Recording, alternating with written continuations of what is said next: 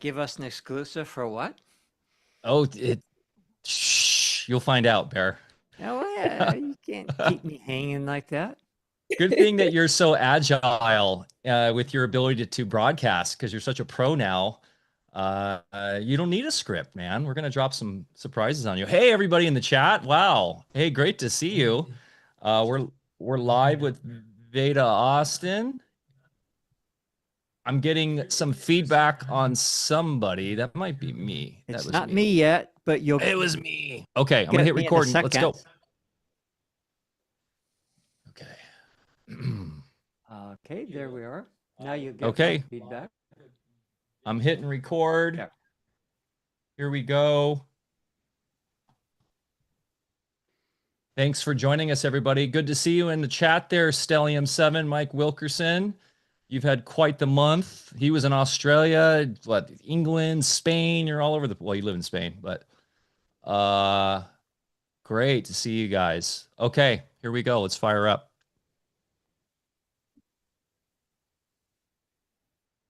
And boom, we're back for another episode of Alfacast. I'm Mike Winner, and I'm here as always with the Honorable Dr. Bear Paul Lando, coming to you live and direct from the great state of Jefferson, where freedom still reigns I don't know about supreme. honorable, but I'll take it. Court is in session. And no, it's another beautiful early fall day. Happy autumn equinox to you northerners, to southerners like Veda. Happy spring equinox, right?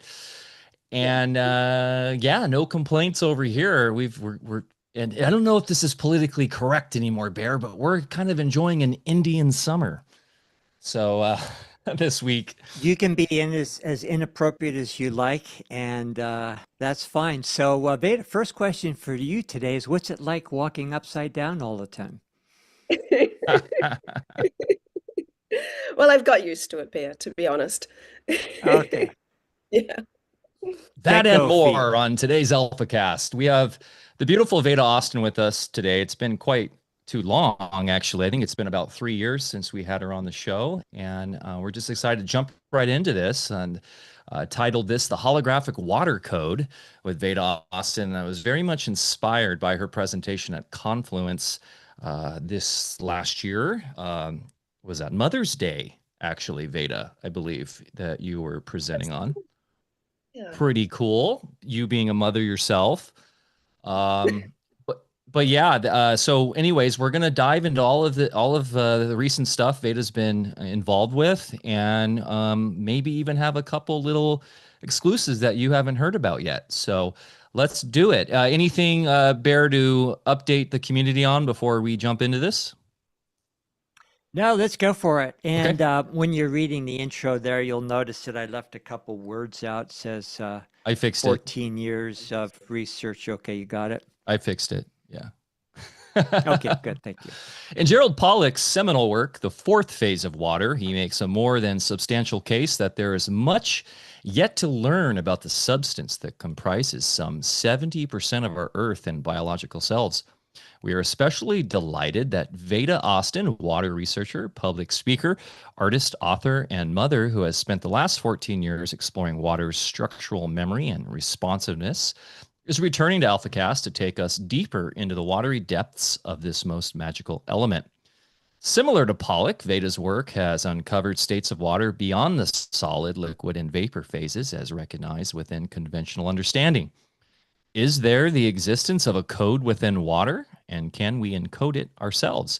Veda will share her thoughts, research, and more with our audience today, while the Alphacast crew contributes to the discussion within the context of alchemical principles and holographic science. For those who may have missed our first interview with Veda, we discussed her focus of work in photographing water in its state of creation, the space between liquid and ice. It is through her remarkable crystallographic photos that water reveals its awareness of not only creation, but thought and intention through imagery. In this part two roundtable, she'll take us further into the holographic nature of water, her latest research with autistic children, and how water memory can tell us more about ourself and the nature of consciousness. Take a break from politics as usual and the fiction of mainstream news cycles to join in on this conversation into the true marvels that await us all. Dr. Bear Lando, take it away, my friend. Yeah, and it's absolutely all about water. It always has been, and we are on the water planet. For those of you folks that haven't seen Gerald Pollack's book, The Fourth Phase of Water, which is a great read, and I think it's a good primer. I believe Veda's work, not to take anything away from the Gerald, but I think your work takes us quite a bit further into the properties of water that are little discussed within convention. So, I've told the story to my audience that in my laboratory, I've done experiments with water where we can make out of rainwater, nothing added or deleted, just taking water, but going through processes. I can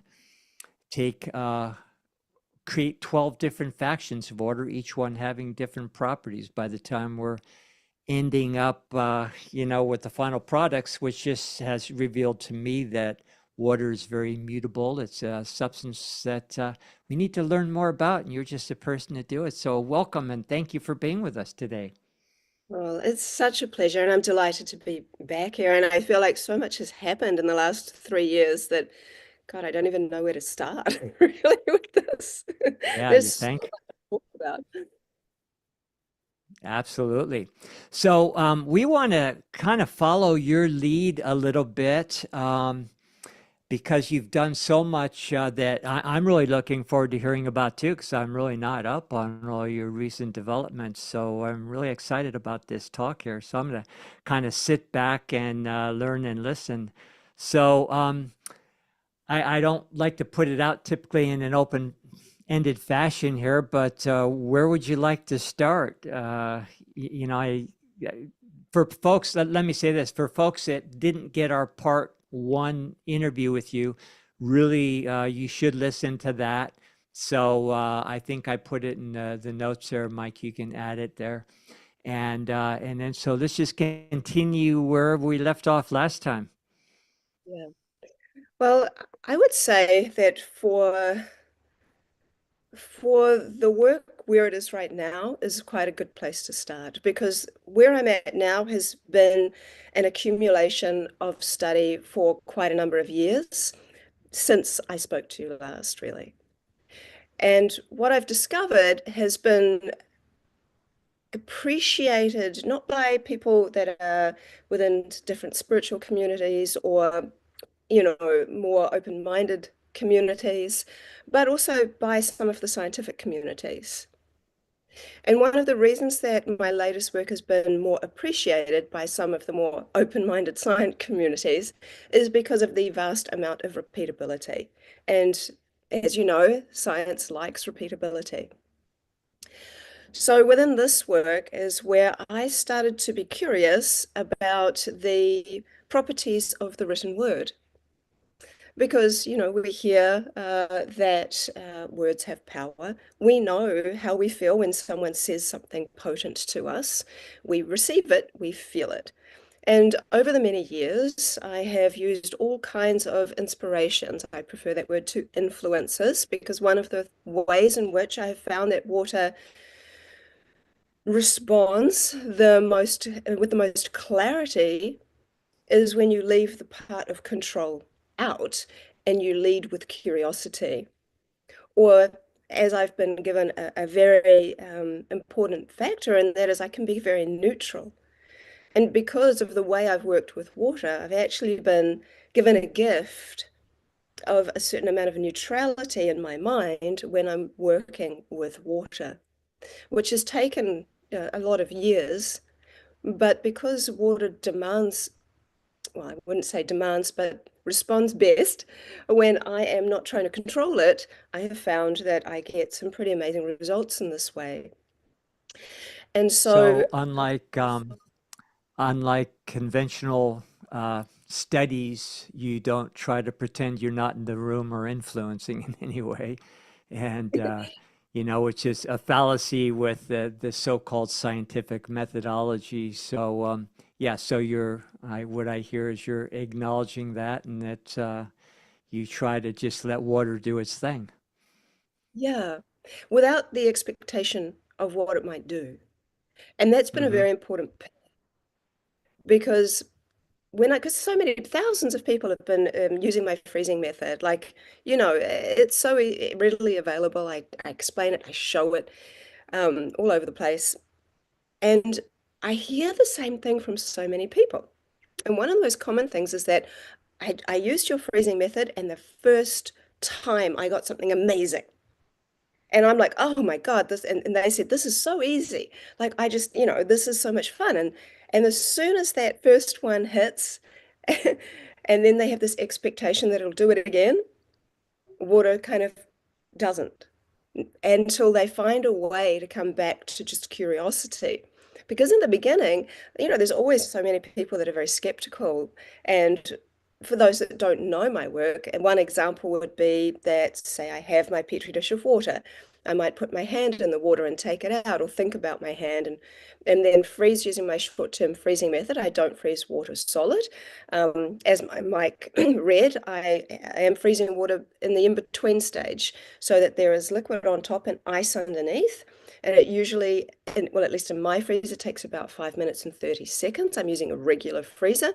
I tip the liquid away and I photograph what I call crystallography that is on the dish. And that is not a solid, it's not exactly a liquid, it is more of a gel or a fourth phase water. And we can prove that now because of the way in which it can actually scroll upon itself when it starts to come down the dish.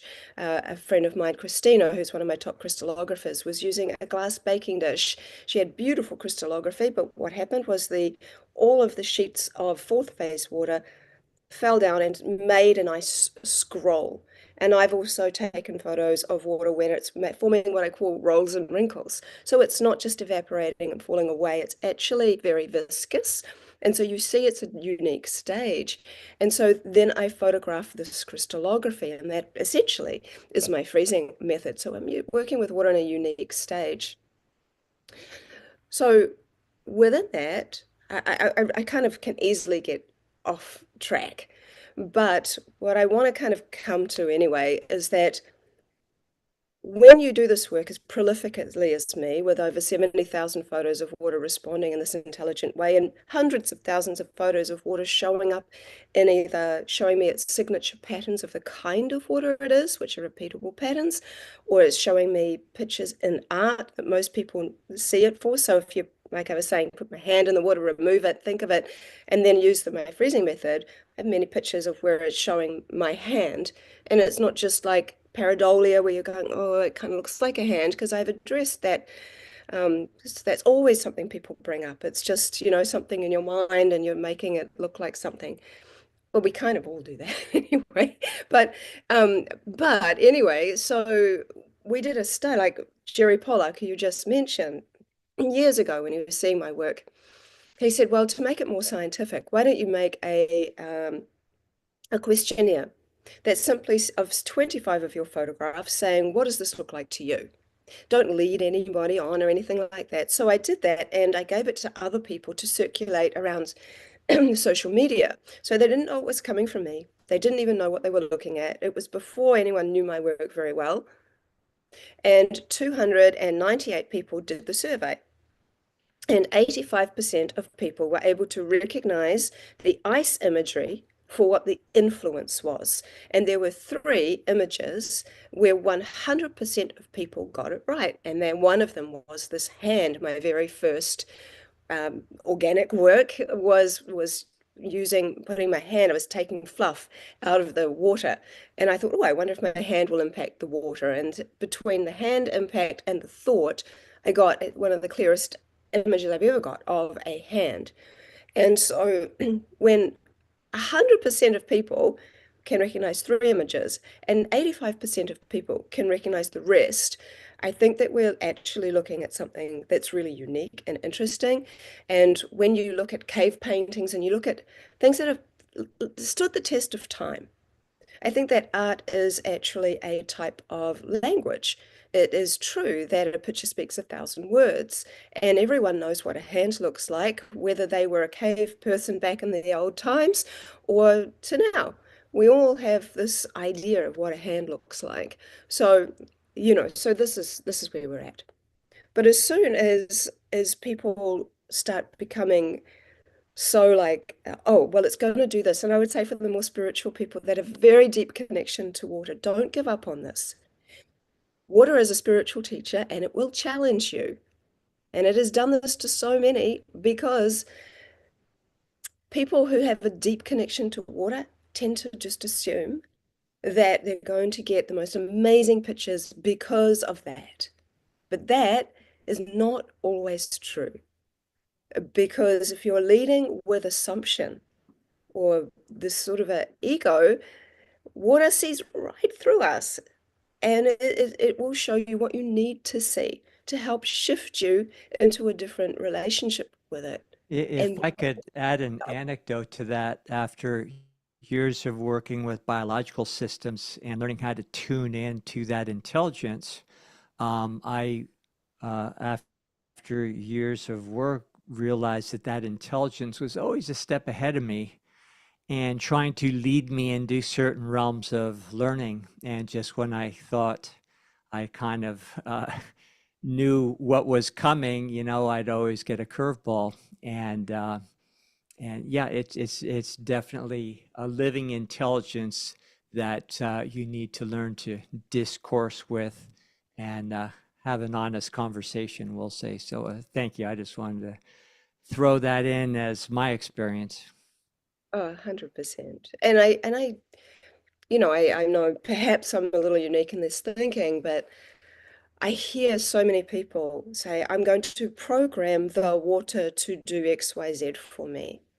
And I would like to suggest perhaps, given that we are all bodies of water and this programming, for most part, most people are programming the water to do something beautiful with words of love and hope and this kind of stuff because they've seen Emoto's work and they may have seen my work and they think that's what I'm going to do. But I would love to see a different way of speaking about it. It's like I am inviting the water to work with me uh, with this idea I have, as opposed to I am going to program the water to do, because it takes away the fact that water could even possibly have enough intelligence, if you will, to do that for you anyway. And I would say building relationship with water, this is actually an ancient practice where water was considered to be sacred, where in English, water wasn't even called water, it was called the waters because it was considered a sacred body of water and had unique healing properties and all manner of different things. And then when Romans brought plumbing into creation and people saw their waste getting taken away by water, the waters became water. And then we've been reducing it to H2O. But in our language outside of biblically, where the waters is still present, is when we say her waters broke. Because we don't say her water broke, her waters broke, because there is this memory that water was considered a sacred body. And even when you think of the terms, we have headwaters, we have a body of water, we have the mouth of the river. And all of these refer to water just like a human in many ways with all these different properties. So I'll move forward. So I've been working with water in many ways out of curiosity in the beginning, because I didn't know if any of this is even possible until I started doing it. And so I started to use different inspirations. Like I used photographs, but I see pictures of people's faces. I used words, I used the written word, I used the spoken word, I used frequencies, I've worked with music. The list just goes on, different structuring devices and all these different kinds of things. But I would say with the structuring devices, the one thing that I would love for people to take away is that, yes, there like vortexing machines are great. There's all different things that do work, and actually quite a few that don't. Um, But what I've seen transform water structure the most, and I'm not talking about water chemically, I work with water structure. What I've seen change tap water, municipal tap water that has disordered structure the most, more than any other device, has been human consciousness. Your intention, your genuine, loving expression. And just through that genuine thought, I have seen more profound structural changes than any man-made thing there. And I think that what that shows is that water is actually connected to you. We are bodies of water by molecular count, not by volume. We're 99% water, and there are more water molecules in our bodies than all the stars in the perceivable universe. That's just a mind-boggling amount of water molecules in our bodies. And there is intelligence within us. And one of the things that I have been so grateful for, that Dr. Mauro Zapatero, who's a Harvard doctor, I'm sure you guys know about him, and an amazing guy, and he specializes in cerebral spinal fluid.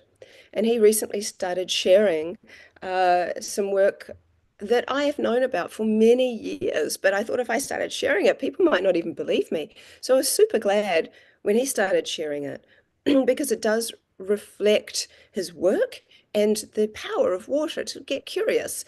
And so he started sharing this brain scan of a gentleman in France who had sadly been in a car accident, and he'd had a perfectly healthy, normal, whatever we call normal life, no disabilities or anything like that. And when they scanned his brain, they found that there was only 10% of a brain in the cavity, and the rest was filled with cerebral spinal fluid, and yet he'd lived a perfectly normal life, and this was very confusing for people. However, there is quite a long list actually of people who have discovered through usually a car accident or something like that, that they have minimal brain in their head. And another example was a lady from I believe Los Angeles, who was she was 19, excelled through school, beautiful, everything good, and they found that she only had a brain stem. And there was a doctor called Dr. Lerber, I think. I think he's since passed away. I think he was from the Netherlands. And his whole job for most of his life was to study people who have minimal brain in their cavity. And he said that he saw more miracles walk into his office than all the miracles in the Bible. And he said that half of the people that came to him with little to no brain were severely disabled. But surprisingly, the other half, who had the smallest amount of brain in their head, were not only functional in the world, but had high IQs. And so the question then comes up, if you have an attachment to consciousness being stored in the brain, that kind of throws that out. So where is the awareness or the intelligence? And, Dr. Mauro Zapatero, he does state that the cerebral spinal fluid is the portal to cosmic consciousness. And the fact that the waters, right, are within this body, then, and within these cases, these people still are having, normal function. In fact, working at a higher level, then perhaps it's the fluids in the body that hold and store and perhaps receive and transmit intelligence. In anthroposophical medicine, it's understood that the cerebral spinal fluid, especially where it culminates in the third ventricle between the pineal and the pituitary, which is responsible for that little electrical spark that is the bridge between the physical and the astral body, which is our emotional self, which is, the water element, is what transmits the information that has been gathered through the water journey through our blood system and then back to the astral system, which then reforms our physical self moment by moment according to the information that's anyway. Yeah, it's recognized, what you're saying in a lot of different schools of thought. And working with the cerebral spinal fluid with osteopathic techniques, I find is just invaluable, because with that understanding, you can affect somebody's consciousness very profoundly. And I love how he explains that cerebral spinal fluid originates from amniotic fluid. And I've always said that Hmm. amniotic fluid is, ancestral waters where we Exactly. receive that ancestral information. So it's waters and waters and waters and waters. It's And the primary water, I right? love that. Yeah. Yeah. And I was just thinking, yeah, the Bible talks a lot about this too. We're going to be doing a show in a few months specifically about spinal fluid and the Christos oil, if you're familiar with that, and the sort of the raising of the Christos for longevity. And this goes across all traditions, the East, West, from the Tantric to the Taoist to, of course, in the Bible. And then there's the idea of the River Jordan, which is literally the spinal column with that oil that, yeah, initiates out of the cave there up in your pineal, between your pineal and your pituitary. So this is it right here. But yeah, the base element there, of course, is the water. And it's just so cool, Veda, that like there's a guy at a mainstream academic institution who is talking about this, because sometimes it feels like academia just is not tapped into this at all. And I'll just say that that example of consciousness without the gray brain matter lends so nicely to this idea of the holographic universe, right? And what water's purpose is as that transmitting utility of consciousness. It's really cool. And that's, yeah. Anyways, that was just my thoughts on that. Go ahead. I love that, and part of me wants to go into a gentleman called Gennady Krokalev, and then I really want to talk about the latest work I'm doing with this coding that I'm seeing repeat, and other people around the world are seeing as well, and how I've come to know anything much about it through the amazing autistic non-speaking community, who can use letterboards, some can type, and also they work telepathically with their telepathic communicators. I've seen this in real life. I know that it is an absolute real thing, and it is so nice to be able to present this to the world, because when I started working with them, I was so honored that they wanted to work with me to begin with. And I never doubted that telepathy was real, but I just thought it would be such a shame if we weren't able to work with them to help us learn more. And so they've just, oh, they're amazing, but I'll get to that. But I think because you're talking about holographs, I think it's really interesting to talk about Gennady Krokolev's work. Now, Gennady was a Russian psychiatrist and scientist, and he many years ago, he worked with, I think for 20 years, with psychiatric patients. And he really seemed to care a great deal about them. And the thought had crossed his mind, what if they are actually seeing things? What if they're not quote unquote crazy? And sadly, so many people were deemed as that over the many, many years, when in fact perhaps they had insights into things that just see other aspects that we might not see. They maybe see a little bit past the veil. And so I'm not saying that's always the case. I'm just saying perhaps that there's the possibility. And so Gennady was given a magazine to read in English translated from Russian. It was called See the Other Way Around.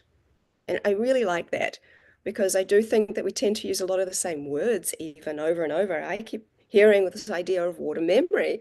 And I wonder, well, is it really water memory, or is it water remembering? Is it water imagining? Is it water dreaming? Is it more than just what we think it is? Is it got more qualities than that? Is it the right word? Anyway, I digress. So Gennady read this magazine, and he read an article that talked about how the brain can send information to the retina of the eye, which is mostly this fourth phase, more jelly-like water. And that water of the essentially of the retina, translates that information into picture form and projects it out like a hologram. That can be captured on camera when someone is having a very clear thought in their mind's eye. That was the prerequisite. So Gennady thought, well, I'd like to work with my patients to try this. So he set up something, he got a Zenith camera. It's a black and white camera with a kind of a long lens thing. Those boxes, I always forget what they're called. Anyway, and he got this scuba diving mask, and he took out the lens of the scuba diving mask, and he attached the box to the mask. And so he had the patient sit very calmly, and it was they felt in a safe way. I actually saw a video of him do this. It's since been, of course, removed from YouTube, along with tons of other stuff, which I'll explain more later. But so he was doing this in a not in a harmful way. And the patients would tell him when they were seeing something, when they were having what he would be normally termed as a hallucination or a vision. And then he would take photos of their eyes, essentially, as they were having these visions. And he found that of the 200 patients that he did this with, 117 of them were able to confirm that the black and white photos that were developed in water were, in fact, what they were seeing. And this was really quite amazing, that he got such consistency with this. And this was repeated by more Russian scientists within the last 25 years. But rather than working with psychiatric patients, they found someone who was a remote viewer. And so the scientists set the entire same experiment up. And when they did it, they had this lady who was the remote viewer sitting in a room, and then there was a wall, and the scientists stood behind the wall. And they held up numbers or shapes. And as they held the number up, for example, she would tune into it and she'd get it in her mind's eye. And she said, yes, I've got it. And then they would take the photograph. And when they developed it, sure enough, they would see the number or the shape. And then all the other scientists did it too. And they were all able to see that this was a real thing. But the key was that you just think about dinner, and dinner would happen. It was that you had to have a clear vision in your mind's eye. And so bringing this to what eventually happened, sadly, was that Gennady rang his brother after doing this for over 20 years, and he was very close to his brother, and he said, I have just discovered something that's going to change the world. You need to get here right now. And his brother took 3 hours to get there. But sadly, when he got there, he found that his brother was hanging and his work had been confiscated. And that was very, very suspicious, as you can imagine. And I often wondered, why was Gennady, killed over this? And Wait, what? I missed that, Veda. You said he was hanging? Yeah, he was Oh my hanging, essentially. goodness. And I often wondered why this man was essentially killed for what he was about to disclose. Until I started taking that, and I'm thinking, well, this is this idea of this holograph. We're walking around with when we are focused on something. That's why we have to be so mindful of what are we focused on, because on a holographic level, we are creating it if that is where our clear focus is. And it's probably things that dogs and cats and certain animals can see in us. They're watching these pictures coming out of us that we just haven't been able to develop the sight for that yet, at least not, or maybe some have. And so I started thinking, well, this is a lot like, telepathy in a way, where we project a thought to someone else as a picture more often than not, or perhaps it sounds like something and we get a picture. And so I started thinking, well, I want to see, let's work with water and see. This was before I started working with any of the autistic non-speakers. I was curious because of what Gennady's work had taught me. And so the first one I tried, it was not exactly telepathy, but I closed my eyes and I tried to write a word in my mind's eye. And because I wasn't used to doing it, it took me ages because I kept stuffing it up in my mind. And so eventually I started with small letters, but that was too difficult. So I went with big capital letters. So I wrote the word Love, and I finally got it clear. And I just had my eyes had been closed. I opened my eyes. I looked at the water without anything much else happening. And then I froze it using my freezing method. And I got the word love in the ice in capital letters like I had done. I'm like, wow, that's amazing. Like people don't realize how blown away I still daily get by this work. I'm still processing like something that happened like years ago. So, I just keep on going. And so the next four examples were when I just was actually trying to be telepathic. And what I found was that telepathy for me is much clearer, I suppose, when I'm not trying to use it from up here. Because we think that everything thinks up here, but I found that telepathy worked better from coming from, around my heart. And so I would think with my heart, which sounds strange, but actually it's really possible when we just direct that there. So I started really simply with just shapes. So I would feel the shape in a different place of my body. So start with a circle. And I felt that circle. And I had my dish in front of me, and I'm like, okay, starting with this circle, I'm going to just move that circle over to you, the water. And when I froze it, I was froze. It was just this perfect circle. And then the same with a rectangle and a diamond. And when I got to working with a triangle, as I was projecting, my other thought came in, and I moved it from being a rectangle, sorry, a triangle, to being more three-dimensional, like a pyramid. And what the water did was scaffold to build a three-dimensional pyramid come out of the ice. So then I thought, oh, that lends me over to think about Gennady Krokalev. Maybe, and I guess this is a massive projection on my part. I have no idea why he was killed, so I'm just saying my thoughts. But because I've seen that a thought can start to create something in the more three-dimensional realm to start scaffolding, imagine that Gennady discovered that since for 20 years he was seeing that thoughts become things, so far as pictures. But what if those thoughts could become visible? What if a hologram could start to become so profoundly clear that it started to become visible? And I actually think that's possible. Given that I've seen it start to work in water, I actually think that there is so much more that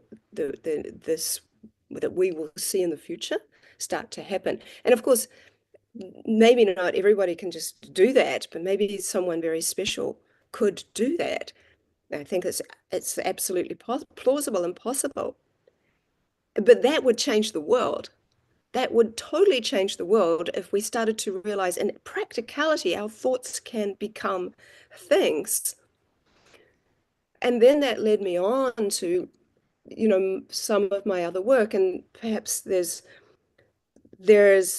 a good time for me to talk about the mirror thing that I told you to remind me about. That's the bit you missed, Bear. Okay. You didn't really miss too much. I just gave them, told him, remind me to talk about mirrors. Just Um, just another thought is, Walter Russell explaining what you're talking about according to waveform physics, waveform mechanics. He stated that if that wasn't possible, what you're explaining, then we would live on a barren earth because everything starts with what you're speaking on. Yeah. So, and yeah, of course, certain people don't want us to know that we have the power of co-creating because, they would lose control. But please, I want to hear what you were teasing me with before. Well, the other thing too that just came to mind for me is obviously when we talk about the four elements and all of them have extreme importance here, fire, air, water, and earth, water being a feminine, right? I don't know if you vibe with that, Veda, but it seems pretty obvious that water is on the polarity here in the physical plane has feminine attributes. And to me, that always brings forth this idea of intuition, right? And a language built around feeling and symbology versus the more left brain analytical language model that dominates reality, which is more fire, I guess. But isn't that interesting? Like how you are talking about symbols and pictures and really grasping a whole different totality of reality. And that, how do we think though? And maybe, and I've been talking about this a bit in our circles, that language is a total psyop, because how do we typically think in the day to day? We think in language, whether that be English or French or Spanish or whatnot, Chinese, Mandarin. My son's learning Mandarin right now. It's really interesting, but that formulates analytically, right? And very linearly, it's a linear mode of thinking that is very much concordant with reality right now and all the control systems. And so obviously, if you have someone showing that actually there's a whole other way to communicate, to create with imagery, with art, like creative art, literally, that can encompass a much broader and more in-depth sort of reality picture. And I think, there are examples of language and whether that be more indigenous cultures or ancient cultures, that was symbolic, that wasn't, so phonetic. And I think that is a major sort of something that this system might be afraid of getting out there, because they Well, really rely upon us stuck in that analytical linear thinking. well, another way to you can approach this is in the etheric strata, water, the third one down before things actually precipitate.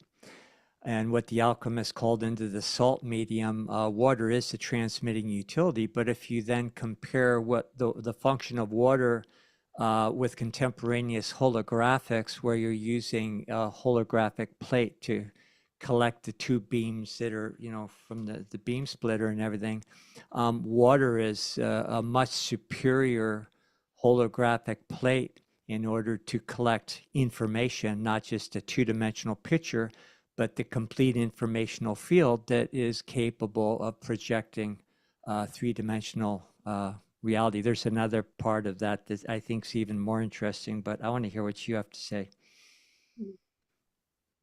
There's so many things to even go off that, because water is actually Mm-hmm. in all elements, including fire. Most people don't even know Yeah. this. But anyway, because yeah, you can have there was a man who wrote in my book called the Living Language of Water, and Jonathan Butts was his name, and he worked in nuclear physics, but had become very interested in water. Amazing man, so knowledgeable, and they had got water to burn as a gas. And as this gas, it burnt and looked just like fire. It was implosion though, so it wasn't hot. Kind of And like Brown's gas. Brown's gas known to do that. Yeah. and so this is water in a state of fire. And it's very unique because it still had properties of water in the regard that it was very sensitive to anyone who was there. They would have to stand 9 feet away because water could pick up on the energetic of people there.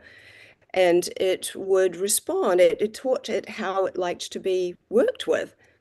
They actually said it was really incredible that they were looking for essentially a kind of free energy source. But what they found was that as long as they gave this they called phaser, it was like between a flame and a laser, um, essentially half an hour break every 2 hours, it was very consistent, worked very well. But when they decided to just blast it and keep it going for like non-stop, after 24 hours, it essentially gave such a huge electrical pushback that it nearly blew their $1 million machinery up. And when they told other scientists this, they couldn't believe that that was even possible. There's a lot to talk about the other elements. Of course, there is water in Earth, there is water even in fire, there is water in air, and there is water in water. And when we talk about ether, again, well, what is water? And this is my biggest question that I have asked for the last 14 years. And we barely know what water is, which means we barely know our own potential. And I've seen that water can read potentials by putting a sunflower seed in the water, for example, removing that seed, using my freezing method. I don't see the seed. Water reads the potential of the seed and designs the outcome, and it designs the sunflower. I've repeated that and seen the same thing.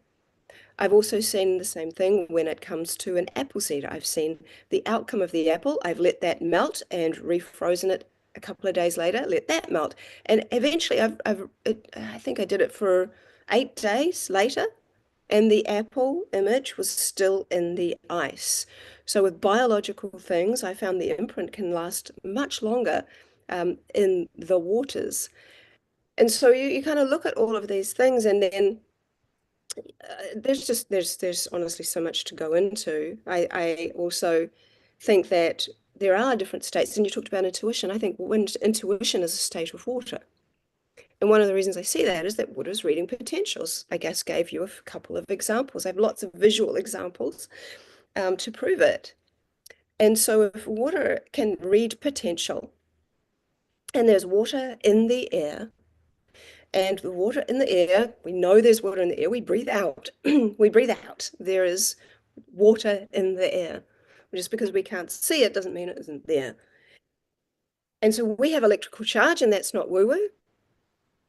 Heart math can prove that. And so we look at there's water in the air, a unique type of water, and I'm talking on a very subtle level here. And we have electrical charge. And we know how much water and salt love each other. You know, there's that electrical component, and then there's the water, and they go together. There's a marriage with water and electrical components. So the water that is in the air is very attracted to our electrical charge, giving us an essential web antenna of information. Now, if there are multiple probabilities within our life by different choices that we might make, perhaps it is that the water is communicating with the water inside of us. So the water outside communicates with the water inside, and the medium for that information exchange is through electrical charge.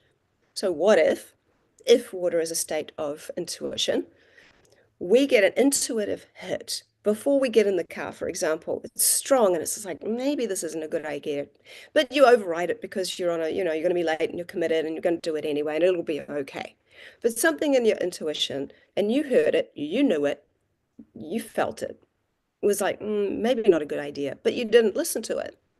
And we always regret when we don't listen to our intuition, because through the different ways in which it has basically probed all possibilities, it knows the one you're most likely to take, and it's giving you a warning signal because it has already seen something that is about to happen. And it's come in as a hit of intuition, because water speaks to water. And it came in as a feeling that you didn't think up here, it just came to you. And like this intuition just comes as like a feeling, and if we listen to it, it can really guide us in the right direction. And there are other examples where water sees into the future, if you will, by hydromancy, where I put my thumb, for example, in the petri dish and removed it. And what I see is an incredible image of a thumb with the nail and the little, wrinkles on the knuckle. And in the image of the thumb nail, you see that there is a chip in the nail. And I chipped my nail in exactly the same place 3 hours later after doing this. And it was so surprising to me, but at the same time, I've seen this hydromancy reveal itself multiple times, where water can show me something that's about to happen that day or even a week later. But it's also shown me things that have happened 100 years ago, when I've collected water from a site where there was a lot of Maori settlement in New Zealand, and I went and designed something that looked just like what's called a pātaka, which is a Maori food storage hut, which are built on stilts and have a specific look. And I went and started researching that area where I collected the water from. And I found this historical sketch of this pātaka, which I was almost like it was right there. It was so clearly the same. So people used to collect water in gourds and store them in these pātakas as well as food. So this was very interesting to me to see something that's happened in the past, to something that's happened in the future, and that in this now moment too. So if water is not limited to time and space and can probe into each possibility and give you a hit of intuition that is felt throughout this body of water, then this is a very interesting piece that perhaps we can take note of. So I wanted to just talk about the couple of things that you'd said, because, you know, when you think even about hydrogen, you don't think, yes, water is 2 parts hydrogen and 1 part oxygen. But what if the 2 hydrogens are feminine in the mode of levity and the oxygen is masculine in the mode of gravity, and together they create liquid water and balance on Earth?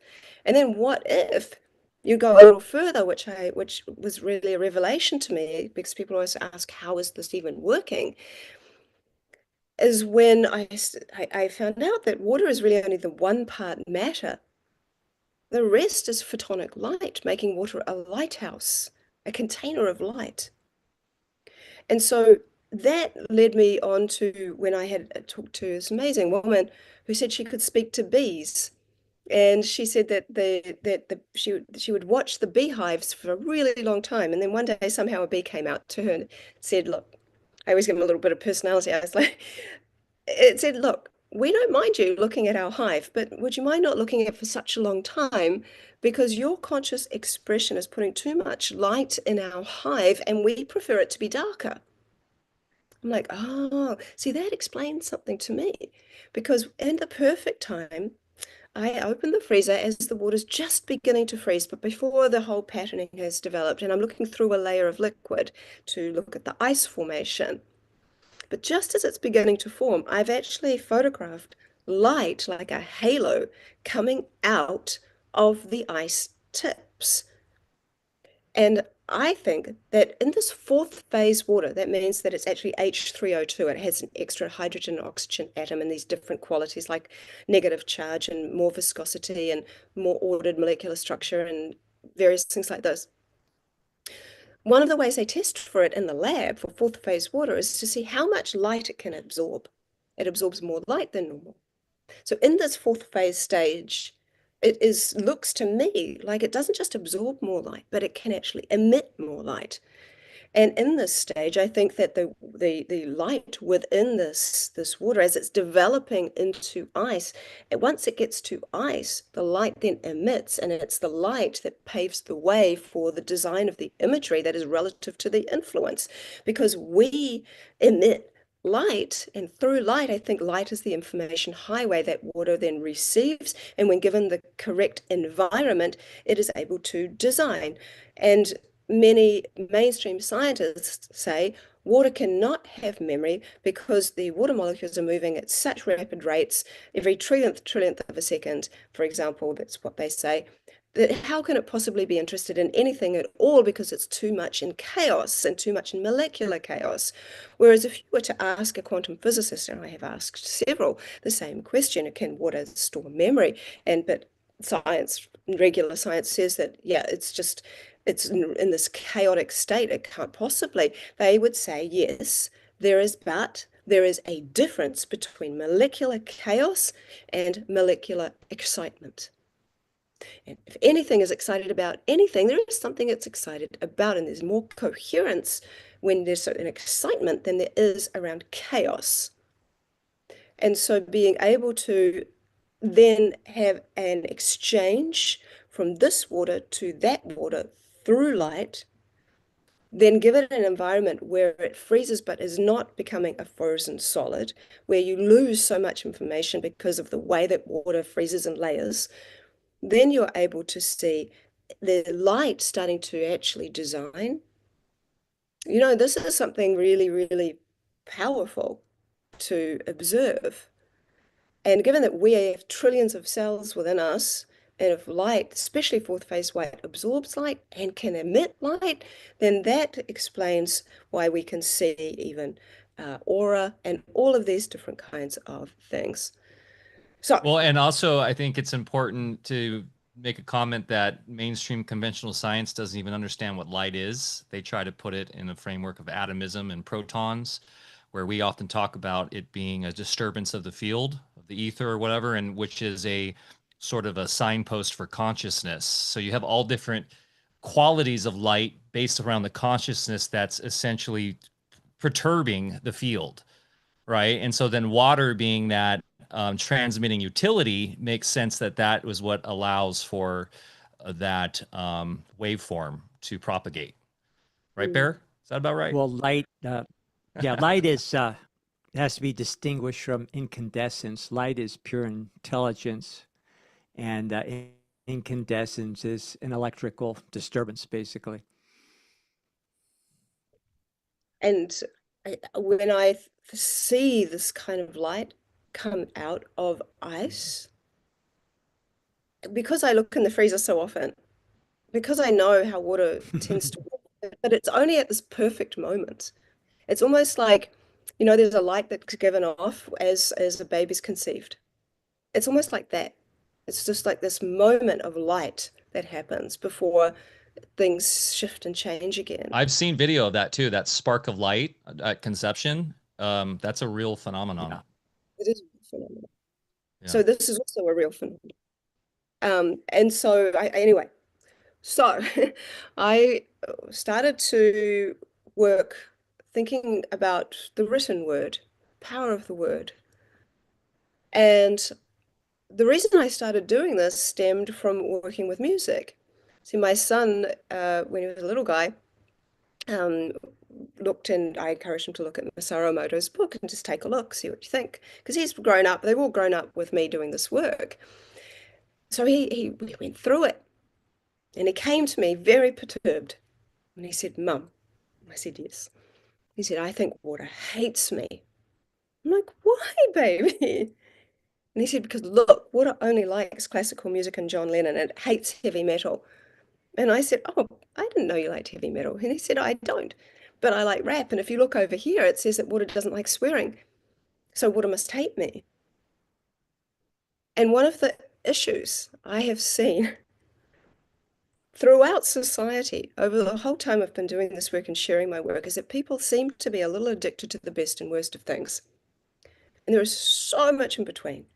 And in my situation, if I present my children with this or that, it's either this or it's that. They don't get to feel expression in between or uniqueness or confident about who they are because they have to be this or they have to be that. And that is what he felt. And I said to him, if you don't take anything away from today, understand me. Water is not in judgment. And I said, and I'm pretty sure whoever did the heavy metal didn't like heavy metal and their influence was there. But does that make people who like heavy metal bad people? No, I know heaps of nice people that happen to like music that maybe isn't the music I like, but that's okay. I still like them. Just because they like different music, it doesn't matter. It makes us all more interesting. But when you come to this with children, I said, I'm going to prove it to you. Let's do something. Because his rap that he liked at the time was Tupac. And I mean, there's all variations of music, and hey, we all like different music, but we've still got value in this world. And so I said to him, okay, let's start with the song you're listening to right now. And that was a song called All Eyes on Me by Tupac. And so we played the song. And the way I did this was that I had a speaker, I put the dish of water by the speaker, I would push play, I'd leave the room, come back when it was done, and freeze immediately. And what we saw, and I've shared so much in my in-person talks, is this big eye. And when he saw this absolutely clear eye, I remember him saying, oh, maybe water doesn't hate me after all. And it was such a relief to me because I'm like, Emoto's work is so inspiring for so many. But if you look at just the best and the worsts all the time, you miss out on so much. And so when he saw that, and he said, well, let's do something new. Let's use a different genre. And I did like this one called These Boots Were Made for Walking, right? Real different song. and we saw this amazing like cowboy boot in the ice. And then we did like House of the Rising Sun with these two pillars and this big sun coming up. And That's we Bear's generation. and and so even oh, what's that one? What I can't about remember. what about like any I'm curious like more electronic music, what that Yeah, would yep. We is. did some electronic music. I've done like reggae. I've done like heavy metal. I've done some death metal. I've done a lot of different, like as many genres as I could do and to put into my book so that lots of people would see, oh, it's doing this. What I found So what do you electronic find with music. the electronic? Oh, sorry, go ahead. You're about to say it. Yeah, with some of the electronic music, not there wasn't always words. So what I found is what was super sensitive to words and would often project a picture that was representative of the word. For just like rhythms and beats and stuff like that, it would show more patterning and different designs. For a lot of electronic music, and I have done a little bit because I know quite a number of people that really love it too. Interestingly, water would often design trees. And it's like creating the trunk and then coming out with all of this kind of branching. So I found that kind of interesting because there was a little bit of consistency there. But for different, very different songs, more often I could see patterning. So I've done probably about 18 different electronic music songs, and I've seen about maybe 5 trees show, and the rest has been patterning, just for context of how much I see. But when I see patterns at all, I always notice them. And I go, okay, that's interesting. I wonder why it designs that, but doesn't design it over here. Um, and so it depends on the rhythm and the beat and the tempo and the words and probably the intention even behind the whole thing. So I think intention is the foundation for the outcome of everything. And one of the things I can talk about into that is that where I live, we our entire house is on rainwater. We have tanks outside. So I live rurally. I don't have to be on town supply, thank God. And so I drive down to the city to collect town supply. And I use that as my, I hate this word, but people know what I mean at a scientific level, is my controlled water. Because I love to work with municipal tap water because I've seen it's actually much more sensitive than people think. Now, I'm not talking about drinking it. I'm not suggesting anything about drinking tap water. I'm talking about it on a crystallographic level. I'm talking about what I call the energetic state of health of water. So if you see Like just, an abused stepchild? well, I guess if you want to look at it that way, but I would I would say more it's gone through man-made trauma Yep. of right angles and pollution and all of these different additives and blah blah blah. Anyway, you get this disorder too. You see the disorder and you see that it's consistent. But what I also see is that it's very sensitive and can change. So when you melt that water, for example, and then maybe use a frequency or you project compassion or something like this, you refreeze that same sample and you see water that looks much more like water that's come from a river. You're starting to see ferns and flowers and different formations, for example. But one day, well, actually, I've done this several days because I can't help myself. I go and I click the water, and the water stays in the cupboard in a dark space, so it's not exposed to light because that can degrade it even further. And so I put it in the cupboard, and I end up like waking up one day, for example, and I'm thinking about this water, and I think, oh, I just want to send it some love. I feel sorry for it sitting in the cupboard, it's all by itself. The moment I think that, the moment I've set this intention to actually give it some kind of attention, then I go to work with it. It's ruined as control water because all of it has got stars and ferns and it looks all beautiful now. And my intention, my one thought in bed, just going, oh, that poor water, I just want to give it some love. Now I can't even work with it. So I have had to develop a certain amount of neutrality with this just so I don't ruin all my control water. And it's really interesting to observe. So anyway, coming Oh, back to words and how water picks up on words of songs. When I was doing playing the song repeatedly and doing it, repeating these tests, with the song Stairway to Heaven. I kept seeing like this stairway hydroglyph. Well, I've called these symbols that repeat hydroglyphs, but I saw this sort of thing that looked like a ladder, and I'm like, oh, that looks like, a stairway. I wonder if that's interesting. And I kept seeing it, and then I got to this thinking of, I wonder if that actually is a symbol for stairway. I mean, wouldn't that be wild? The amount of times I thought, wouldn't that be wild, and just tried it anyway? Because why not? I've got nothing to lose. And so I gave it a go. And I wrote this word, stairway, on a piece of paper, put my dish on it for 30 seconds. 30 seconds is a protocol. It's not too long. It's not too short. It is not true that if you put it in for, a week, it's going to make it stronger, because water has got the same attention span as you. If you leave, just leave water to do its thing, well, it's just like, well, you left. Like, it's going to go do something else. So as long as your attention is there, then its attention is there. And so that's why it's a short time. And so I saw this stairway appear again. And I thought, wow, I wonder if I do it again. So I repeated it. And over the course of 3 months, I had repeated it over 50 times. And in my mind, 50 wasn't random. And that was like, I'm like, if it does it 50 times, then this is not random.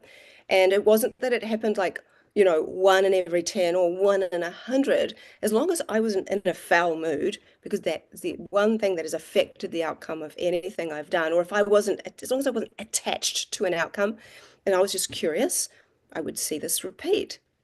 And then I thought, wow, maybe this is a symbol for this word stairway. And then I thought, well, what do you do with a stairway? So I wrote the words climb up more relative to the song, and I saw the same thing repeat. But when I would climb down, I didn't see it. And when I reversed the song, because some people say it's like a demon song, I didn't see anything because it wasn't coherent. And so I'm like, that's so cool. Well, let's try another song. And then I used Beyonce's song, it's called Single Ladies. And the tagline is, if you like it, then you should put a ring on it. And funnily enough, I kept seeing a ring show up in the ice. But I'd also, and that alludes to marriage. I've been given a marriage, like a wedding invitation. And the main word on the thing was marriage. And so my dish of water had been near this word marriage for a while. And I saw this amazing ring show up. And so I started to put this together and, well, let's try the word marriage. And so it kept showing up. It also shows up for the word ring as well. And what I started to see is that one symbol can relate to multiple different words that seem to interrelate. And that kept going. And now I have approximately 48 hydroglyphs. And this has taken so long because for each new word, I have to do it so many times. And so I started getting other people to help me around the world. And this has been very helpful because we don't just use word in English, we use the same word in multiple languages. And interestingly, in like Hebrew, for example, we'll see the same symbol, but we'll see other hydroglyphs with it that suggest that it means more than this. And we're still learning. I feel like that woman from Arrival, the movie Arrival, that has to figure out, what these aliens are kind of projecting onto this plasma screen and what the heck does it all mean. And I can't do this alone because it is just so much work. Anyway, this brings me to the latest work I've been doing, which is where, from the word information, I kept seeing coding. And by coding, I don't mean just something random.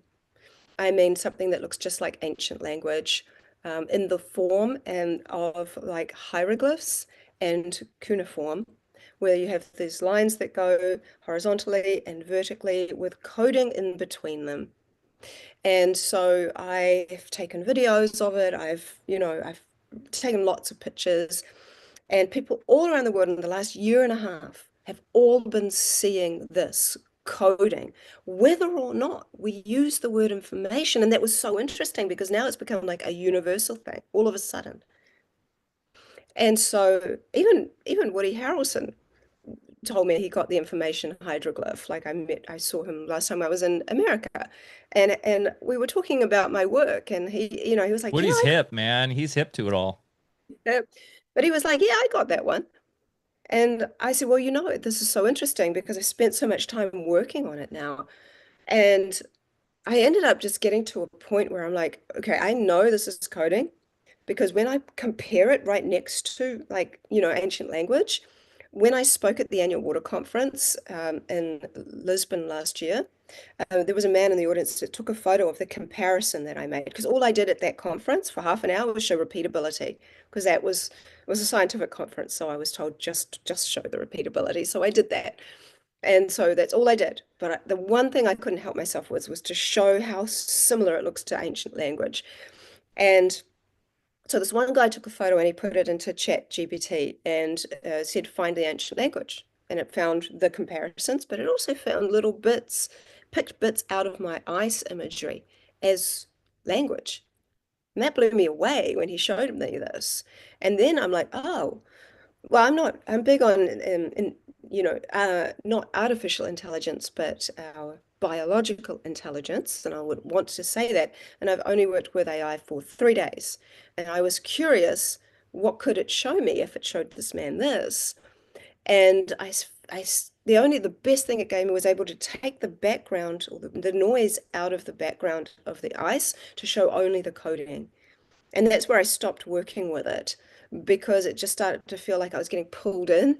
And I started to feel like if I'm going to do this work, I have to be in resonance with water.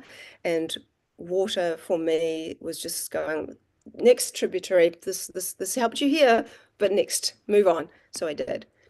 And once I got that coding, I was able to see just how complex this was. And I'm like, I am never going to be able to understand what this is all saying. And that was the same time that the telepathy tapes was coming out. Had come out, and we'd like been listening. We were very inspired by that. And one of the things that was clear was that these autistic non-speakers wanted to be part of this world and share their wisdom with us, and I tapped into other realms of consciousness. And I thought, well, wow, imagine, my husband actually said to me, imagine if they could help you with this. And it was like a absolute yes for me. And so without getting into all the detail, because there's lots of sequences of events, I was led to start working with some incredible individuals, and not in the beginning, a couple were from the telepathy tapes, but now I'm working with other autistic non-speakers who are not, but they all have these amazing capabilities. But to see how they speak through Melissa and Shona, the other telepathic communicator, is remarkable. Melissa has become a very dear friend. I find her to be absolutely incredible, and the way she communicates with these young people is interesting, because she says she knows which person is tuning in to her on these wavelengths, but depending on where they tune in on her body. It's not just all coming in the same place. And so I got to ask them, what are these codings that I'm seeing? And some of the answers were just so profound. All of the answers were profound. And across the board, all of them were saying they're doorways to other realms of consciousness. And I got to dive much deeper into that. And we've been making a documentary, which I'm in the process of doing. And we filmed when I was in Florida with some of them, with Elsa and with Brandon.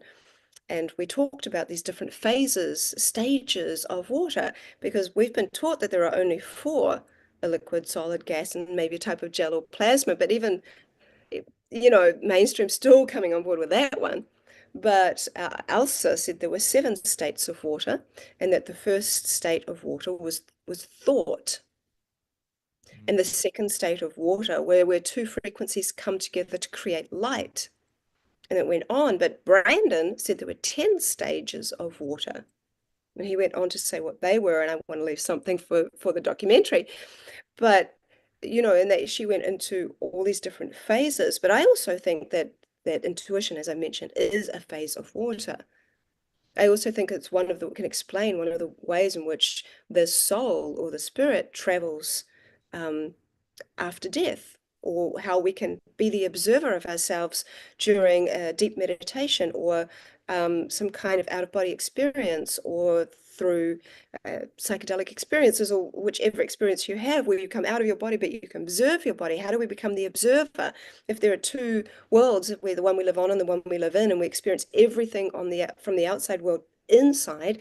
Taste comes in, sight comes in, ears, like the ears hear, we touch, so we feel, all of these different kinds of things, and taste, everything, every sight's going in. It's all coming in the body. But one of the things we can do, which is interesting, that's outside of this, is where we become the observer of ourselves.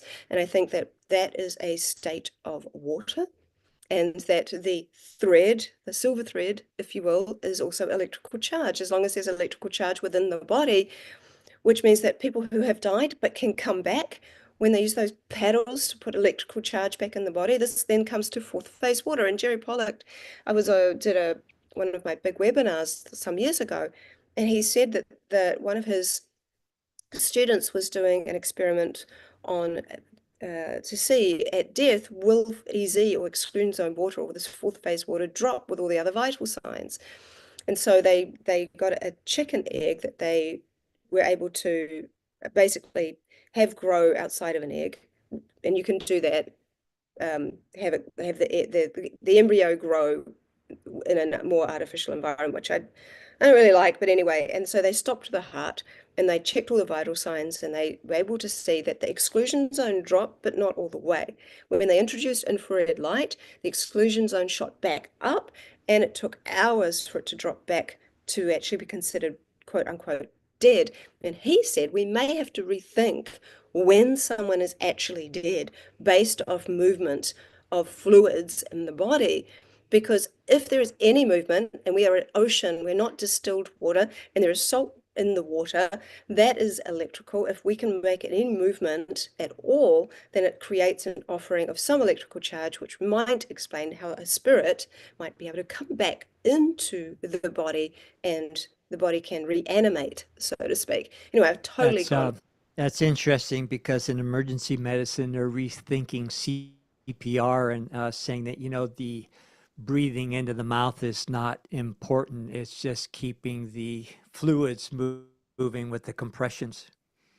Yeah, And you you don't now even go need, yeah. straight to, you can now, because I just went through CPR again with my kids, and yeah, it's just straight compressions. You go to the compressions and then you do your breaths after. And that's fascinating, because there's a lot of case studies of people that were had no pulse and were even seen to be brain dead, and then go through after a near-death experience, and then for some reason they're not meant to leave yet, and so they go back through a tunnel or through that tether, and they reanimate the body when mainstream science says that's impossible. Yeah, So I yeah. interviewed a number of people that had had near-death experience, because I was very curious about this in one of my other webinars. And there was two ladies in particular who had been dead for unperceived, like you couldn't even imagine it was real. One lady was American, and she was on the news about it, and that actually the doctors had suggested to her that she don't say how long she was really dead for. They just said that she was dead for over 60 minutes. Um, and but actually she said she was dead for hours. And one lady talked about how she woke up in the morgue when her mum was signing the death certificate. How Oh. is it possible that people can be considered dead for so long and still can come back into their body and actually not be completely disabled? So I think that when you think about consciousness and water, I like the word, there's a Maori word which for spirit, which is wairua. Wai is water and rua is two. The two waters, essentially, it's a very rudimentary way of putting it, but the physical and spiritual waters. And so what are the spiritual waters? I think this is a completely different state of water. But if you imagine how we're always told the spirit leaves the body after death, if you believe that we have a spirit or a soul or a subtle body or whatever you want to call it. But no one says how. Well, the how could possibly be through, you just see water doesn't die. You can say it's polluted, it's disordered, or whatever you want to say, but it will evaporate. And through a certain, perhaps, vibration, or it becomes a vibrational vapor, perhaps, as it leaves the body. And as if it's any type of gas, and it may be a new kind of gas that we don't know about yet, which is still an exploration of another study of water. But as a gas rises, it expands, and so does consciousness as we leave the body. So there's many, many. Supposedly it's 21 grams, right? I have heard that. I've also heard, people say, "Oh, yeah, yeah." I mean, maybe it's hard to know. However, however, I think that then what you often see is that people become the observer of themselves. They have no attachment to their body, and then they go on to have some kind of life review. The stage from the rising, as many of them explain, the sense of rising and then looking down upon themselves. So this is sort of potentially through the waters, because I think water could not, it might not just, people say like water consciousness, but maybe it is in fact consciousness. Because when you even look in the universe, there's just water everywhere. And Well, there's so much to explore, but I we're want to get. we're also rethinking that idea that water is finite and it evaporates, comes back down, and it's just in this closed cycle. Whereas now we realize, well, actually, it's made within the earth itself. So how is that consciousness, that water, created from another living being, possibly the earth? And yeah, a lot to And then there's also a lot consider. of mythos around this. Like the ancient Greeks had the five rivers of the underworld. The was it the river Lethe, right? Is the forgetfulness river, and so that makes me think maybe also water can have dynamic personality. It's not all just some continuum of some large homogeneous entity. It has character, it has qualities, and it's unique. Like I love going up to this magical creek up the North Fork of the Smith River in just pure wilderness. And we haven't touched on this, and maybe we did on our first talk, but this idea of primary water that Bear was talking about, right? That comes out of the earth. And to me, that seems like when I go in those pools and get butt naked and go in those pools and there's no one around, and the water actually feels it's like young, and it feels smoother and structured. It's hard to explain. There's like a qualitative experience I have when I'm playing that water, and it's just and I know where I've been to the headwater. It literally ekes out of a spring, out of the crystalline serpentine here of the rocks. And so yeah, that is just fantastic to think of water as just this diverse qualitative consciousness that is literally birthed out of from the interior. What do you think about primary water, Veda? Oh, well, it's a real thing. I mean, it is held within the ringwoodite inside the Earth's mantle, and it has certain qualities. And one of those is that it's much more in alignment with deuterium depleting water. It doesn't tend to have very high total dissolved solids.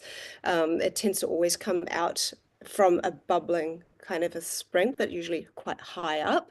And there have been incredible people who have been able to tap into the primary water sources.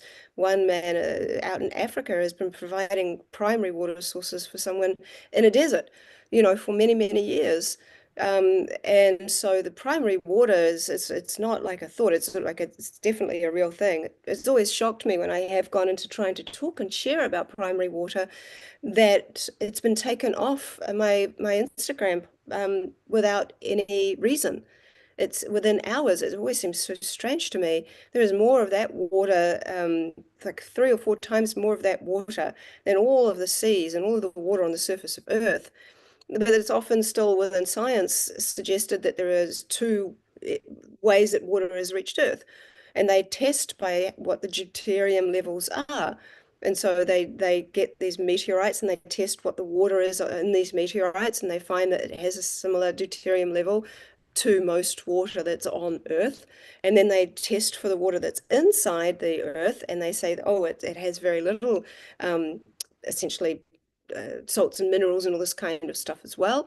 And so that they do these tests, and so there's suggestions that it's come from two directions, from above and below, and that Just like what the Bible says, Veda. just like that.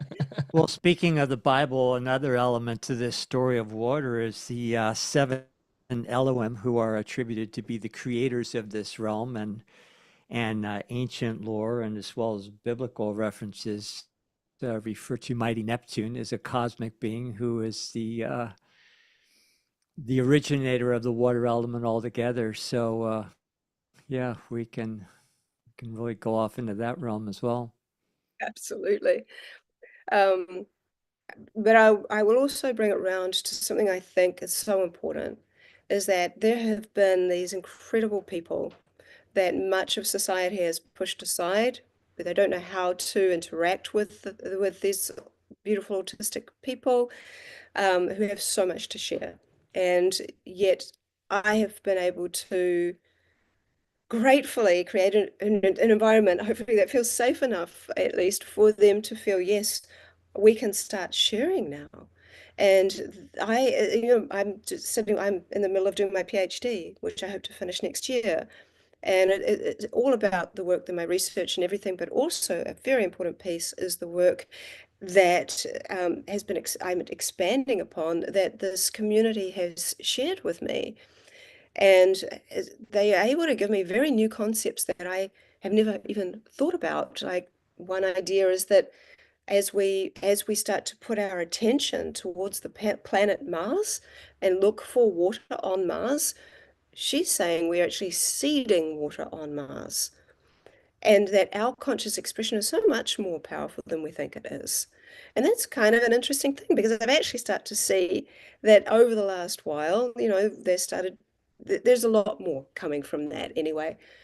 And Wow. that that there's just so much more. They even went into the amniotic fluid, and the same young lady said, if we were, because I said, I've always thought that water, this amniotic fluid is ancestral waters.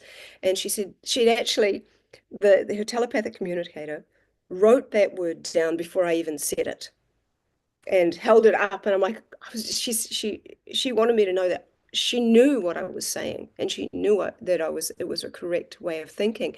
She went on to say that if people were to test and work and really study the amniotic fluid, they would find that they were not just like traces of ancestors within the amniotic fluid. She went on to say that there would be even evidence, biological evidence of like angels who might have come to help you, that you'd signed up with at some point to be accompany you on your life journey.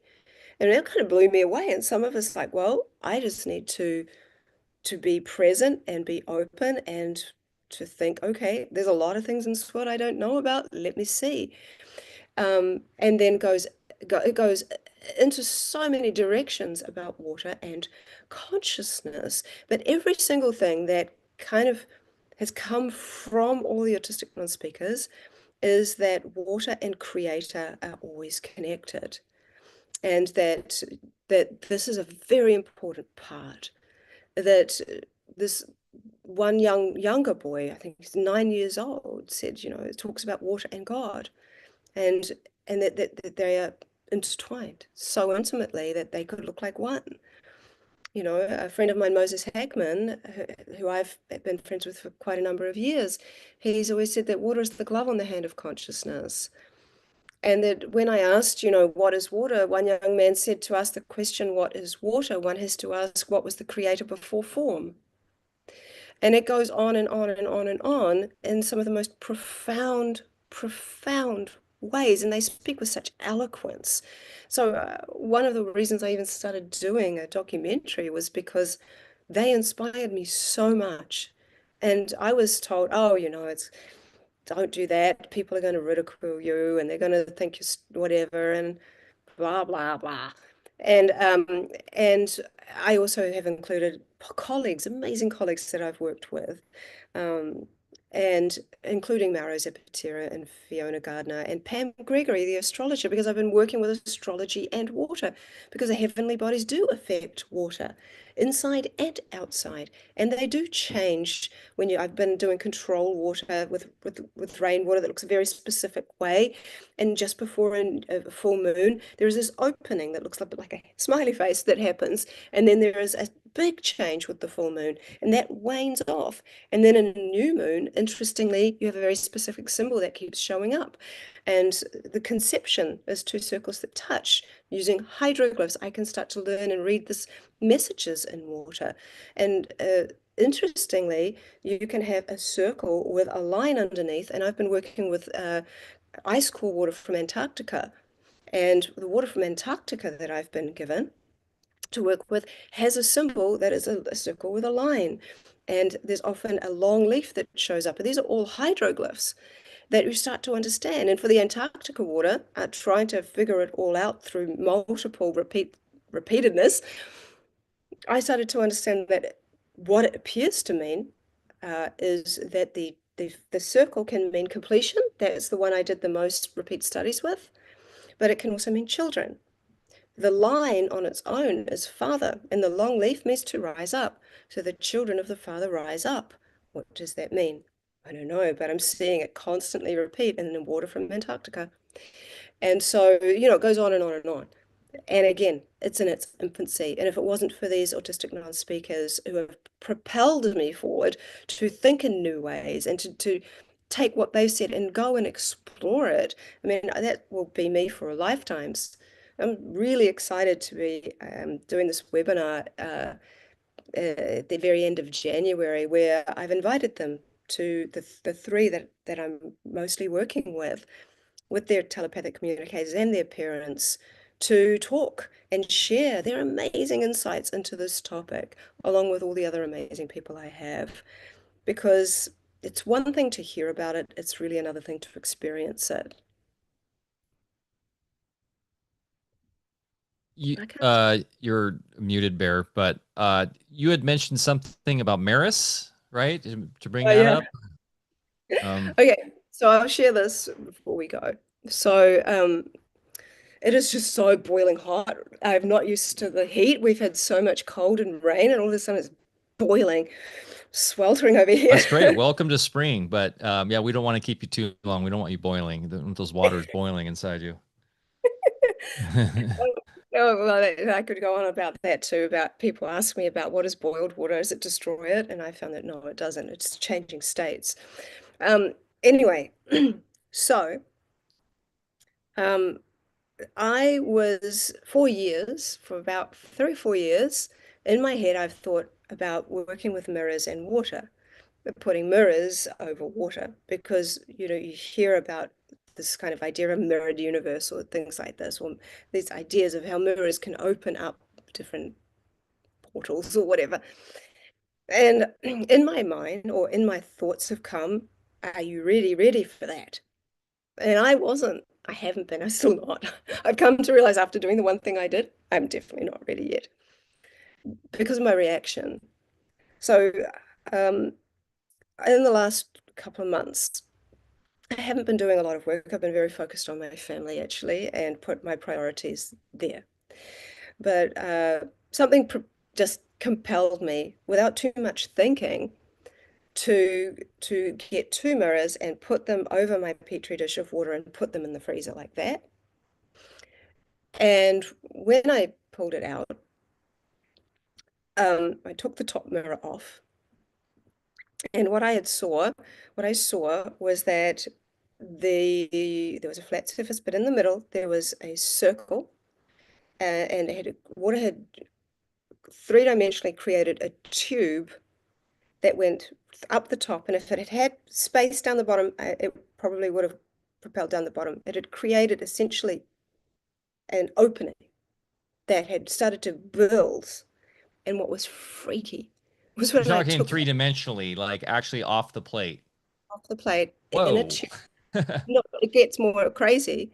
When I took the mirror off the top, rather than it starting to disintegrate, this tube started to grow. And I threw it. I threw it. I threw it and it broke. And I'm like, nope, not ready. Not ready for that. But but at some point I will be. And but I felt like I didn't know what I was doing. I felt like until I realized what is actually happening here, and I think Melissa, the lady that's telepathic, her and I are working on many projects. She's like really truly a remarkable person, and her work with water and consciousness and creator is extraordinary. It might be something that I need to do with her, where I feel like that she sees into some other realms of consciousness. If it's something I'm supposed to do at all, then perhaps that needs to be in a more controlled environment, in a very heart-centered place, because it freaked me out. And uh, I don't know. I think sometimes people think I don't get freaked out because a lot of stuff, people get freaked out by my work when they see how clear and all the stuff, right? But for me to be freaked out, sometimes I think I did it in a more non-thinking way, and it's something I have to be very ready for, I think. But to see water start, the ice starting to grow was not something that ever happens. So yeah, don't know what was going on there, but it's not something I've commonly shared. But I'm just kind of putting it out there as like I've seen it. I'm not sure exactly what it means. It's a bit like with hydroglyphs. Part of me goes on intuition. I feel like there's something I know about this. This is like ancient, and also future. The future is ancient. And these symbols, one of the really exciting things about this information, this coding, is that Elsa, she's one of the amazing people I'm working with, has said within this coding there is cures for things like cancer, and you should go find them. So I've said yes. That is going to be something that I am working on because in the viewing of the pictures of this coding is healing. All of them have said that. There's even sound. One of them printed one of the pictures out and put it on his wall and only could have it up there for one day because the sound that came from it was too loud, but he wanted to use it to help manifest something in his life.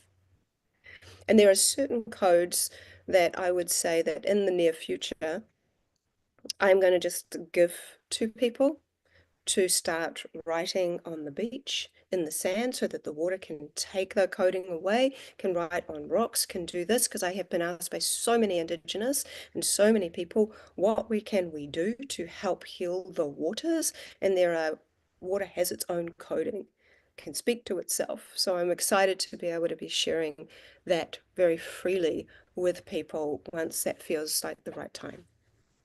So, can you tell us more about your webinar and how we can participate in that?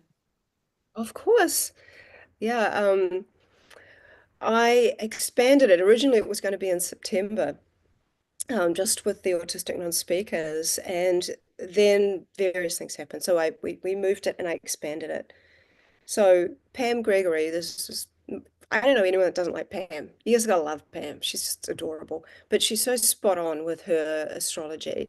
And so she is going to be talking about the new human, how astrologically this is a time now that's unprecedented than ever before astrologically, and that we are in new times, and this is creating a new human.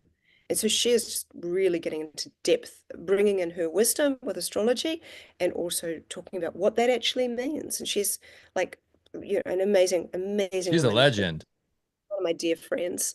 We and then we also have Patricia. So I'm going to Egypt very soon in November, and Patricia is who I'm doing this tour with. It's called the Primordial Waters Tour. And so I'm also going to be putting water within the Great Pyramid and doing crystallography from the water that I collect from the Nile, from the pyramids, from the temples, from Sekhmet, from all of these different things, and seeing what crystallography will show. So I'll be talking about that, but Patricia will talk about ancient Egypt and in the ancient world, really, and how water was just such a huge piece in this, in the primordial waters, and just her knowledge of the ancient world is probably some of the highest I've ever seen because she's not just going on archaeological stuff necessary. She's going on the wisdom she has in her and from her years of living there, and just she's an extraordinary woman. I would recommend anyone listen to her. She's really amazing. Um, and we also have Robert Edward Grant, who will talk about the ancient world through some of his perspectives um, around what he's found within the Great Pyramid and water and the ancient world as well. We have who has a YouTube channel called The Funny Old World, and she's dives deep into asking all about the ancient world, and she'll also be talking about that. So it's kind of the telepathy and the autistic non-speakers and their whole share, and then also going into the ancient world, how the future is ancient, and we don't know our past. We can't really move forward too much because we're in such a different society than back then, and there was such a focus on spiritual life back then and an understanding of ancient technology. And this guy is nicknamed Base Forge, he also talks all about this kind of stuff. And Fiona Gardner, who I love, and so we also filmed her and in my doco, and her work with plasma, as called urine. And when I was in the States last, she took some samples, and I have to say, I never thought in a million years I'd ever be publicly sharing pictures of my urine, but here we are. And so, what was so fascinating, why I love her work, is just like my work, she sees very specific patterns. She sees art, and she sees light. So one of the amazing videos that she took of my sample was that before it started to crystallize, it was like breathing, and you could see this light coming up and down and up and down, and everything was about light before the crystallography started to form. And interestingly, in the samples that she sent me back of mine, this coding that I'm telling you guys about, that I keep seeing in my work, she saw it in my ice sample too. And what is so fascinating about her work is that she doesn't work with lots of people. She works with one person and uses that sample over years. And what she's found is that that sample is still connected in real time to that person.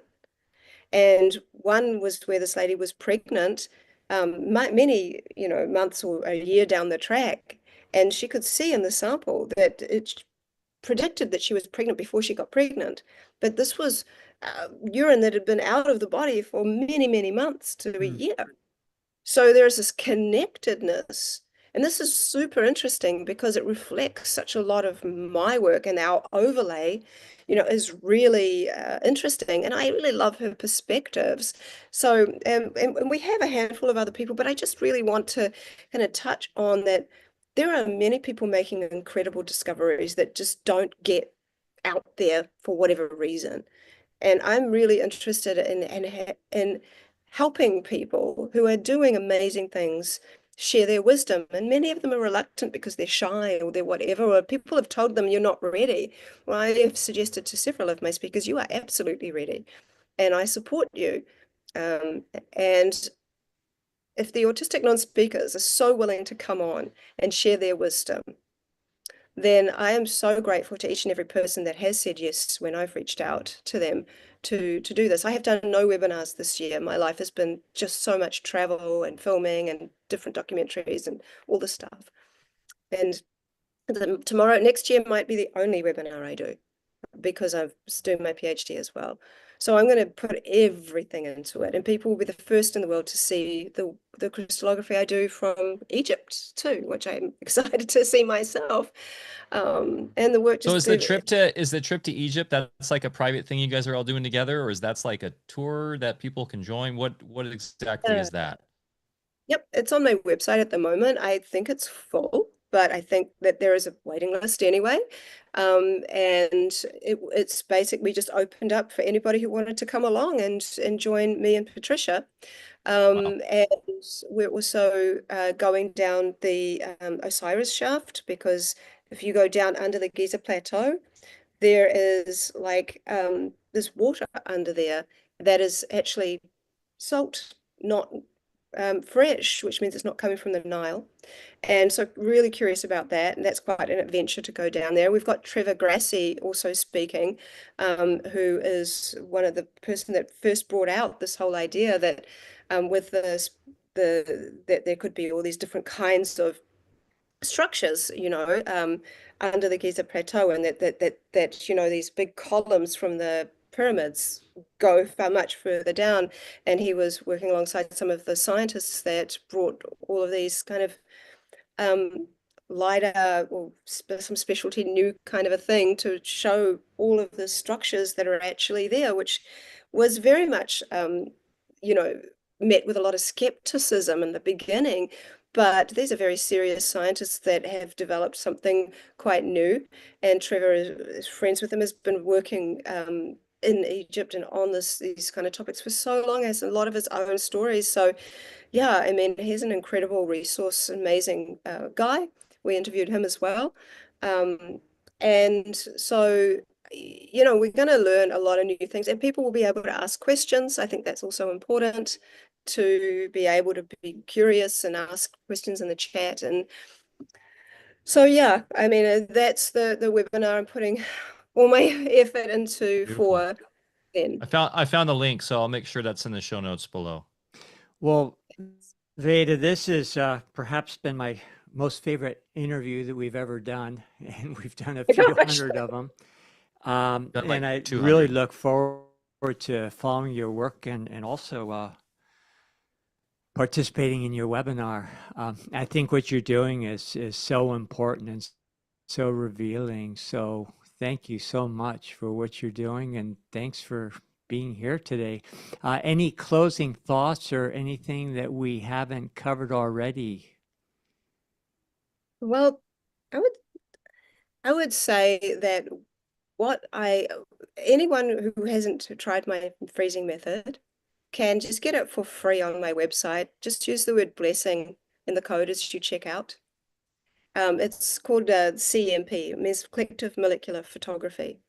But I would recommend that people also get my list of hydroglyphs, and there's like this really cheap thing. I made it so affordable for it. It's like $10 Mm-hmm. to get the freezing method and the hydroglyphs, which are the list of symbols.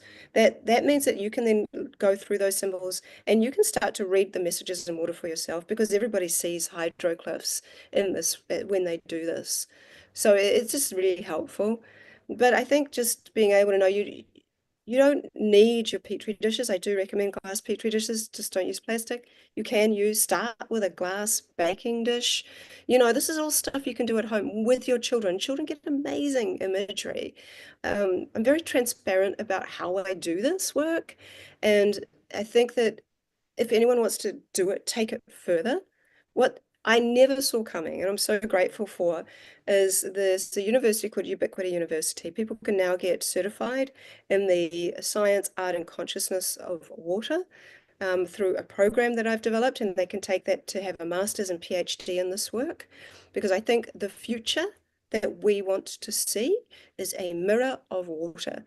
And if we start to understand water in an entirely new way, and there are new places for this, new people that are being born into this world that have all of this knowledge that want to take it further, then this is an amazing opportunity. And I can send you the link for anyone interested in signing up for this course, where you will not only get access to all my resources and all of my marathon or webinars, but you're encouraged to pursue this in your own way, because I don't want to see just what I've seen. Water, as you so beautifully talked about, Mike, has got so much personality. And I think that there are people who are so interested in a topic. If they focus on that one topic, that one person, say your thing is Reiki or your thing is dinosaurs, like whatever your thing is, doesn't matter. But if you focus on that one thing, what you learn after a year, you will be an expert in your field in this one area that no one in the world would have ever done. And you will be able to speak into that with confidence, because there is so much to be learned, so much to be revealed. There is so much to do. And I simply don't have enough years in this life so far to do everything where water wants to be taken. And I would say that for a long time, I felt that water wanted to flood. I felt this feeling of a flood coming. And I was like, no, not, what do you mean, not like a great flood? Is it that? And I realized, no, water just wants to flood the hearts of people. Because where there is water, there is truth. And in a world where people just don't know what to believe, water has become this universal truth that has found its voice in the world where we need to hear truth the most. Well said. Thank you. Beautiful. Just absolutely lovely. Thank you so much, Veda. This has just been, as Bear said, just phenomenal chat and so inspiring. And yeah, I feel quite nourished. So thank you. I will say too, once after last winter, after snowboarding up in the Oregon mountains, we were staying up there in a very kind of remote place, and it was like I woke up one morning and my windshield was completely iced over, and I looked closely, and the ice was actually in the same image across the entire windshield as the fir trees that above me. They had the exact same leaf imagery of that. It was like mimicking. I was like, wow. And I brought my family out. I was showing my boys, like, look at this. And then the next day we went back to the city and by like Ashland, Oregon and Medford. And we had the same phenomenon. And when I looked at the windshield, it was all just distortion and different waveforms and things from all the, Wi-Fi or whatever. That was my idea. So anyways, anybody can see this in action. It's all around us, what you've been doing. And thanks to your work, I was hip to that. And I saw that I was like, wow, look at that. That's incredible, guys. So anyways, I'm thanks so much. inspired to do some experimentation. I've referenced some of the things that we've been doing in the laboratory for a long time. And I'm real eager now to incorporate some of your methods with the freezing, and using that as for feedback, as well as some of the things we thought we were learning through the laboratory processes. So I'll keep you posted. Love that. I mean, there's ways of even eating. You can embody, how I've showed the words that we write have power. And inside of us, we have like this incredible intelligence of water, and we can pull from that well. And when I had a headache, and I'm like, okay, I know I have these words that could just come from nowhere. What's my word? Because I want to see how it crystallizes. But my children had taught me something very important, is that my daughter was holding up a beautiful dish, and she said, "Mummy, can I have that?" So I gave it to her, and she started to eat the ice. And I said, "What are you doing?" And she said, "It's good for me." And then my son did the same thing separate to her weeks later. And then over the course of time, many parents who have been doing this freezing method say their children eat the crystallography. So I took that knowledge, I used this word, the word that came out of me without thinking was purple. You have to not think about it. Purple. Okay, I wrote the word purple, did the stuff, then ate the ice. And within 5 minutes, my headache had gone. And I'm like, wow. So I started telling people, give this a go. And so for one lady, she had the insomnia for 4 years. She'd never slept through the night. It took 10 days of doing crystallography using the word that was right for her. And she slept through the night and like 10 after the 10th day. And it was just like, what? Wow. And then, there's been so many stories. I can't tell you how many, but this liquid crystal formation is like the message compared to the liquid state is the messenger. And so by embodying this crystallography, which is this liquid crystal, which is just has more in common with the water in your cells anyway, you're embodying the word that you chose that came from your intuition, your water state, and is actually becoming kind of a liquid crystal medicine. Now, obviously, no trials, no scientific stuff yet. I've just been so amazed to see it. It's free. Give it a go. You don't even need a petri dish. You can use a glass baking dish, and just don't overthink anything. And Love it. like honestly, I can talk for hours, but I also realize it's already been going for 2 hours now. It's probably a long podcast. So that's all on Veda's website, guys. Go have fun with it. And I've gotten message even from people who are doing classes of your work that are just doing it on their own. Maybe, I don't know if they're kind of indirectly connected with you, asking for my water from our river here, from our creek. So, and I'm sorry, I need to get back to that gentleman who hit me up on Instagram, Johnny G. I will get back to you. I'll send you some of that beautiful creek water. But anyways, thanks so much. We really appreciate you, Veda. I can't wait to see you again. That was great, getting that brief moment of time at Confluence. I was in the middle of a DJ set, Bear, on Saturday night, and I looked down, and all of a sudden there's Veda dancing. That was really cool. You had just gotten there, huh? Yeah. Yeah. Yeah, that was awesome. So, okay, well, thanks guys in the chat. The chat was absolutely phenomenal today. And guys, remember to get outside, get your feet in the dirt. Or this occasion, I'm going to say, go put your feet in the water and go for a hike. Go plant something. Show Mother Nature some love. She'll show it back in spades. Here to always remind us about the power that we have. And we'll see you next week back at our normal time, 10 a.m. Pacific time. Thank you guys. Love you. Peace.